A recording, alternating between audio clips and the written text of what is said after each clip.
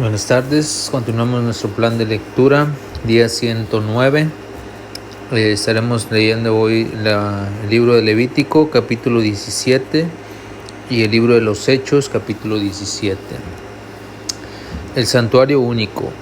Habló Jehová a Moisés diciendo: Habla a Aarón y a sus hijos y a todos los hijos de Israel, y diles: Esto es lo que ha mandado Jehová.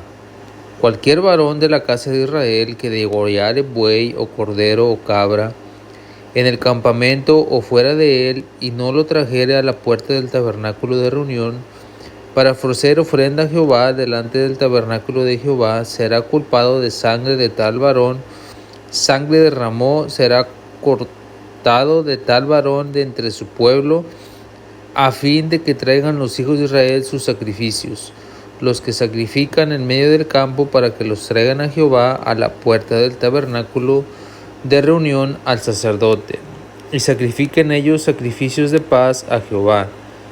Y el sacerdote esparciará la sangre sobre el altar de Jehová a la puerta del tabernáculo de reunión, y quemará la grosura en olor grato a Jehová. Nunca más sacrificarán sus sacrificios a los demonios tras de los cuales han fornicado. Tendrán esto en estatuto perpetuo por sus edades. Les dirán también: cualquier varón de la casa de Israel o de los extranjeros que moran entre vosotros, que ofreciere holocausto o sacrificio y no lo trajere a la puerta del tabernáculo de reunión para hacerlo a Jehová, el tal varón será igualmente cortado de su pueblo.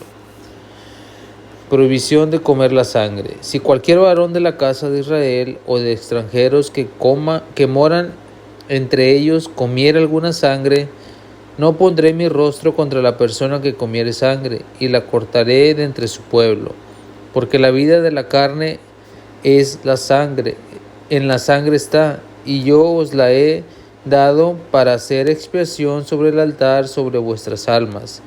Las mismas sangres hará expiación de la persona. Por tanto he dicho a los hijos de Israel: ninguna persona de vosotros comerá sangre, ni el extranjero que mora entre vosotros comerá sangre. Cualquier varón de los hijos de Israel o de los extranjeros que moran entre ellos, que cazare animal o ave, que sea de comer, derramará su sangre y la cubrirá con tierra, porque la vida de toda carne es su sangre. Por tanto, he dicho a los hijos de Israel: no comeréis la sangre de ninguna carne, porque la vida de toda la carne es su sangre. Cualquiera que comiere esta será cortado. Cualquier persona, así de los naturales como de los extranjeros, que comiera animal mortecino o despedazado por fiera, lavará sus vestidos y a sí misma se lavará con agua y será inmunda hasta la noche. Entonces será limpia, y si no los lavare ni lavare su cuerpo, llevará su iniquidad. Muy bien, vamos a leer el libro de Hechos, capítulo 17. El alboroto en Tesalónica. Pasando por Anfípolis y a Apolonia, llegaron a Tesalónica, donde había una sinagoga de los judíos. Pablo, como acostumbraba, fue a ellos y por 3 días de reposo discutió con ellos, declarando y exponiendo por medio de las Escrituras que era necesario que el Cristo padeciese y resucitase de los muertos, y que Jesús, a quien yo os anuncio, decía él, es el Cristo. Y algunos de ellos creyeron y se juntaron con Pablo y con Silas, y de los griegos piadosos gran número, y mujeres nobles no pocas.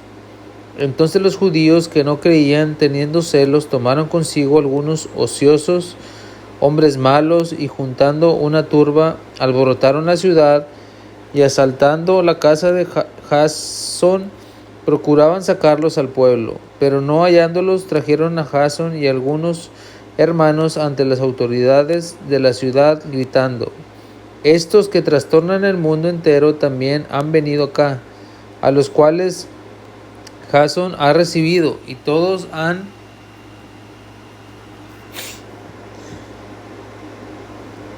venido acá, los cuales Jasón ha recibido, y todos están vienen los decretos de César diciendo que hay otro rey, Jesús.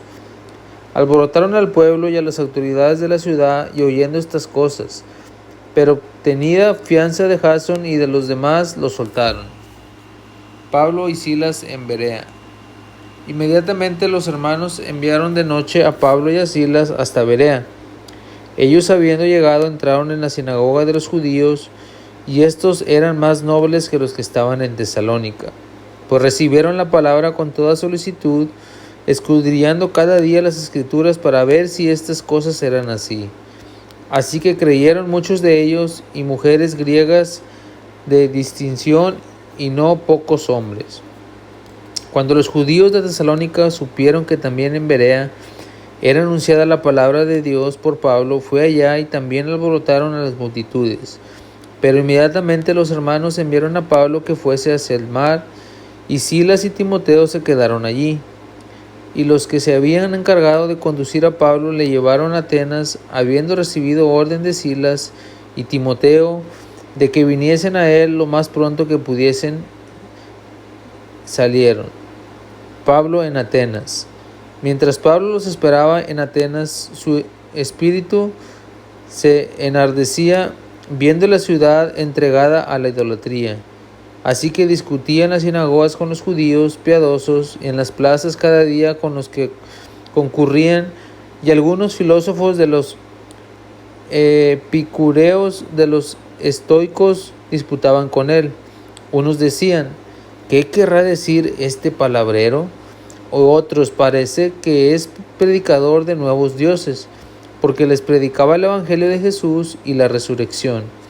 Y tomándole le trajeron al Areópago, diciendo: ¿podemos saber de qué estás nueva enseñanza, de qué hablas? Pues traes a nuestros oídos cosas extrañas. Queremos pues saber qué quiere decir esto. Porque todos los atenienses y los extranjeros residentes allí en ninguna otra cosa se interesaban sino en decir o en oír algo nuevo.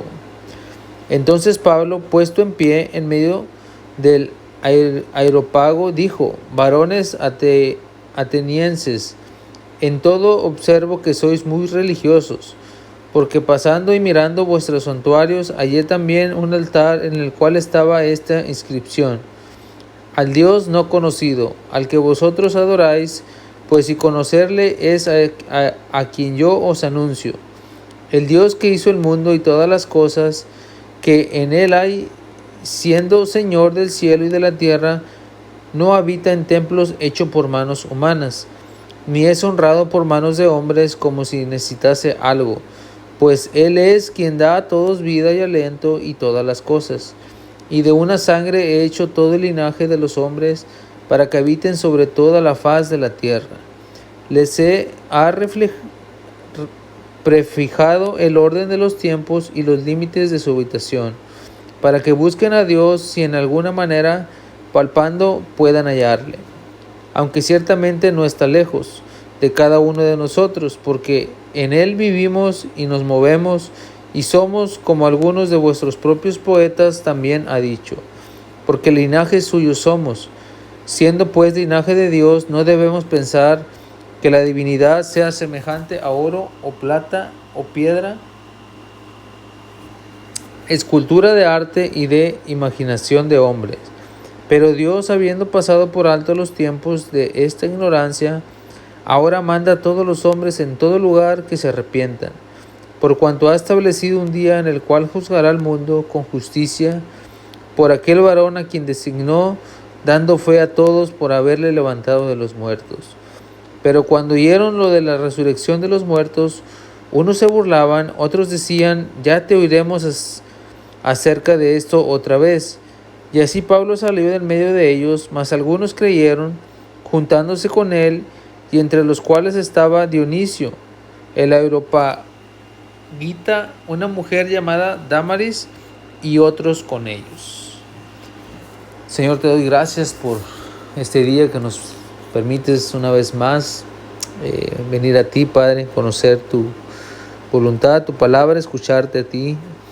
Gracias, Señor, porque nos das entendimiento para claro para poder entender por medio de tu Espíritu.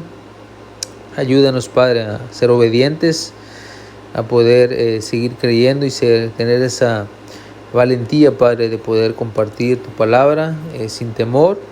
Y aún aquellas personas que no te conocen, Padre, que tú les prepares y que podamos así ser útiles para tu obra, Señor.